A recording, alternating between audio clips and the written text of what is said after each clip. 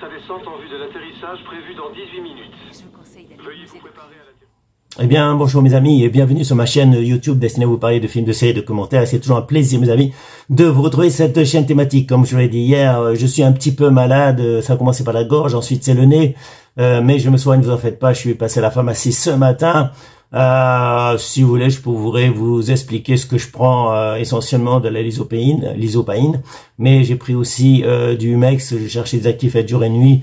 Il n'y avait pas d'Actifed, il y avait Humex à la place, mais c'est pareil, mes amis. Humex donc jour et nuit, c'est surtout à cause du nez, le fait que je me mouchais beaucoup, donc je me suis mouché beaucoup cette nuit. Et effectivement, de temps en temps, les vitamines ne suffisent pas. Vous savez que je prends la vitamine C, la vitamine D, et aussi un peu de zinc, mais parfois ça suffit pas, mes amis. Et quand vous êtes pris, quand le rhume ou le virus, je sais pas, commence à attaquer le nez, la bouche et la gorge, eh ben, il vaut mieux se soigner, mes amis. Donc, j'ai acheté effectivement des pastilles Strepsil. J'ai acheté de la lysopéine. Là, j'ai trouvé la lysopéine aiguë. Lysopéine aiguë, c'est encore plus fort pour le nez et la gorge, tout ça, c'est efficace. Mais par contre, au niveau du goût, c'est moins bon que la lysopéine normale. Donc ça, c'était un peu pour faire le bilan de ce qui s'est passé. Donc j'ai passé une nuit difficile, mes amis, puisque je me suis levé souvent et j'ai pas arrêté de me moucher. Comme je vous l'ai dit, je suis malade. Ici, on est tous malades. Donc au Bourget, il y a beaucoup de gens qui sont malades. Mais on a des bons conseils au niveau de la pharmacie. Franchement, j'ai vu qu'il y avait la queue hier, encore une fois. En fait, tous les jours de la semaine, il y a la queue devant le médecin, mais la queue, elle va jusqu'à dehors. Donc, beaucoup de gens, effectivement, se tournent vers le médecin, ce qui est normal, ce qui est logique, sauf que les médecins n'ont pas le temps de recevoir tout le monde. Et effectivement, il y a la queue. Alors, vous avez de bons conseils au niveau des pharmaciens.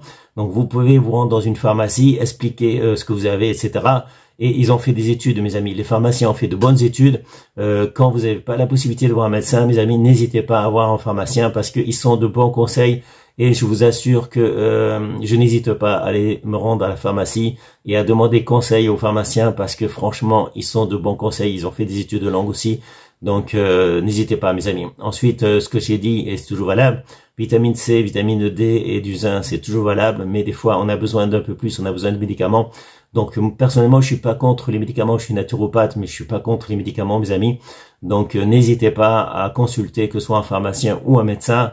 Voilà, parce que on peut pas vivre non plus en mangeant que des légumes et en buvant ou en mangeant que des choses saines, mes amis. Il faut également des supplémentations en vitamines et il faut également parfois des médicaments quand on peut pas faire autrement. Donc n'hésitez pas, mes amis, à prendre conseil au niveau de votre docteur ou de votre pharmacien.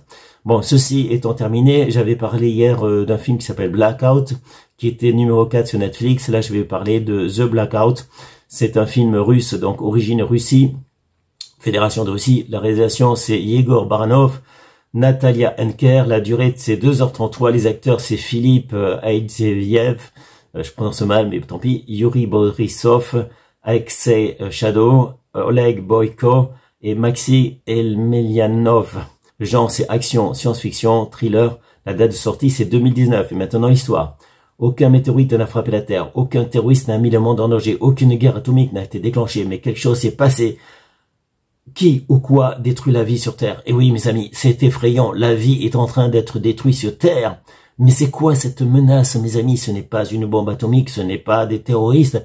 C'est encore plus étrange, mes amis, et c'est un excellent film. The Blackout, mes amis, c'est encore mieux que Blackout. Bon, j'ai vu Blackout, qui est un excellent film d'action, donc j'en ai parlé hier. Mais The Blackout, ce film russe, est excellent. J'ai vu beaucoup de bonnes séries russes et beaucoup de bons films russes. Donc là, il y a une espèce de boycott en ce moment de beaucoup de plateformes sur les films russes ou les séries russes. C'est bien dommage, mes amis, parce que en fait, ils produisent d'excellents films et d'excellentes séries, les Russes. Donc, même si vous n'êtes pas d'accord avec Vladimir Poutine, même si vous condamnez évidemment l'invasion de l'Ukraine par Poutine, par les forces russes, vous ne pouvez pas condamner le cinéma russe, mes amis. Vous ne pouvez pas condamner tous ces bons films et toutes ces bonnes séries russes. Franchement, je vous invite à voir The Blackout si c'est possible. Si vous avez la possibilité, mes amis, n'oubliez pas The Blackout. Et il y a plein de bonnes séries, de bons films russes. J'en reparlerai, mes amis. Comme il y a plein de bons films chinois ou japonais ou coréens.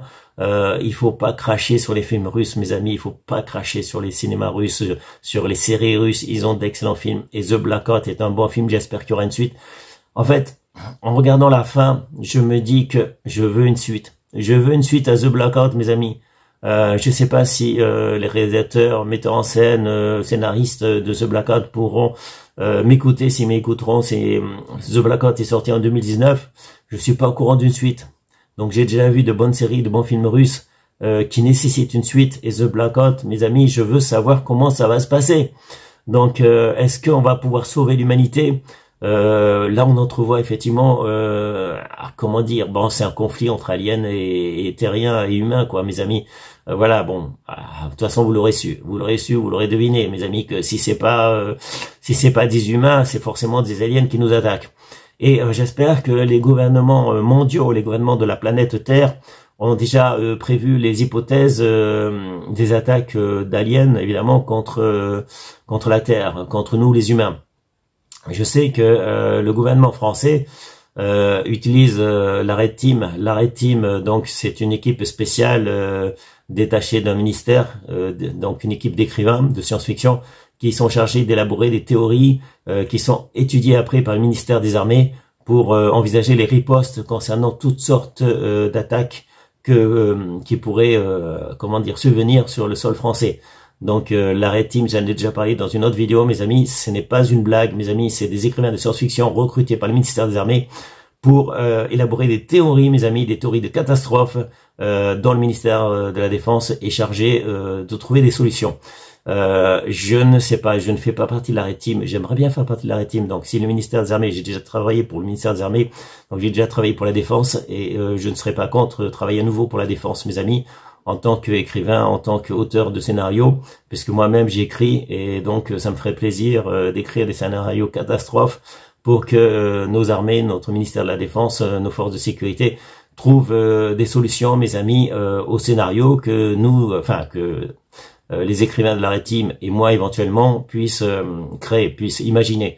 Donc nous on imagine et après c'est au ministère de la Défense, c'est donc aux chercheurs et aux militaires de trouver des solutions donc au scénario que nous on écrit. Donc voilà, ça c'est pour la Red Team qui fait partie du ministère de la Défense. Donc The Blackout, effectivement, ils ont imaginé un scénario. Bon, je dis pas que c'est improbable, c'est possible, mes amis, c'est très possible. Le scénario se tient et effectivement, si c'est une attaque comme ça, nous humains, on est foutus parce que on n'a pas prévu de riposte. Et effectivement, il faudrait que tous les pays du monde soient concernés. Donc, ça concerne pas que la Russie, ça concerne pas que la Fédération de la Russie, ça concerne aussi les Américains, les Anglais, les Français, les Allemands, etc. Je pense que tous les pays de la planète sont concernés par une menace, non pas terroriste, bon, terroriste aussi, mais une menace d'aliens, mes amis. Donc, on envisage les menaces terroristes et c'est très bien.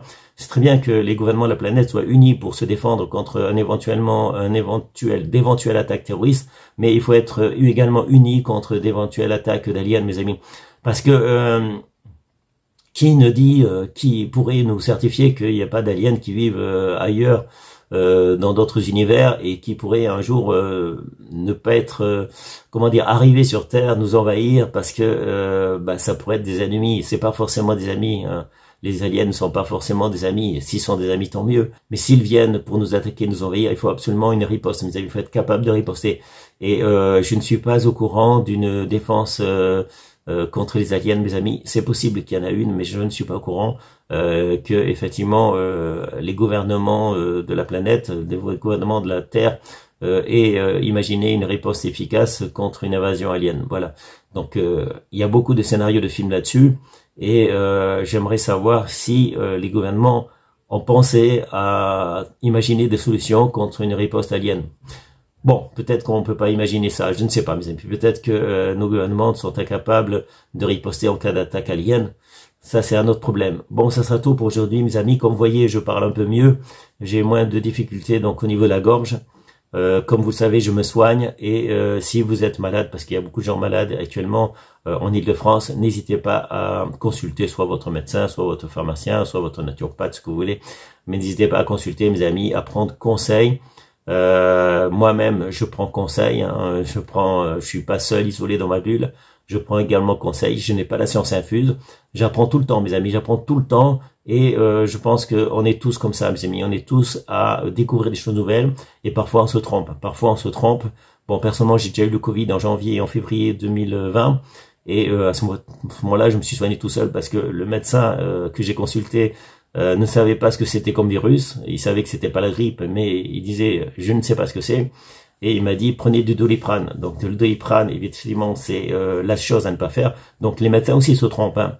Donc le paracétamol est très dangereux et ça affaiblit vos réserves de glutathion qui participent au bon système immunitaire. Donc le glutathion c'est vachement important et le paracétamol attaque tout ça. Donc vous avez besoin de la fièvre.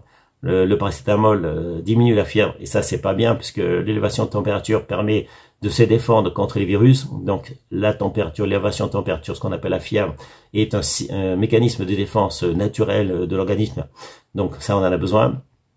Et les réserves de glutathion, on en a besoin. Donc le paracétamol attaque ces deux choses.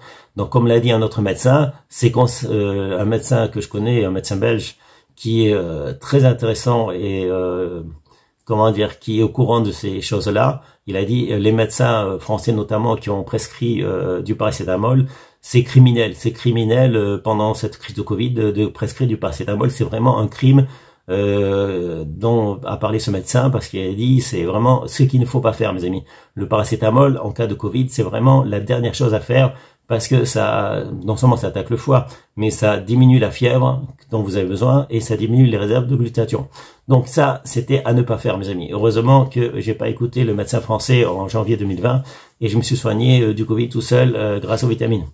Bon, cela dit, il existe, on peut prendre des conseils au niveau des pharmaciens, comme je l'ai dit, et on n'a pas que les vitamines C, les vitamines D et le zinc, mes amis, il y a effectivement d'autres moyens pour se protéger. Mais ça, n'hésitez pas à prendre conseil au niveau de votre pharmacien, au niveau de médecin, s'il est compétent. Donc tous les gens ne sont pas compétents, tous les médecins ne sont pas compétents, tous les pharmaciens ne sont pas compétents, mais ça n'empêche pas que vous devez prendre conseil, mes amis. Et après, vous pouvez consulter plusieurs médecins, plusieurs pharmaciens, etc. Parce que c'est des gens, c'est des humains. Hein. On a bien vu le ministère de la Santé qui est un médecin, donc le ministre de la Santé à l'époque qui s'est complètement trompé, le gouvernement français s'est complètement trompé en disant que les masques étaient inutiles et après bon ils ont fait volte-face en disant que les masques étaient utiles.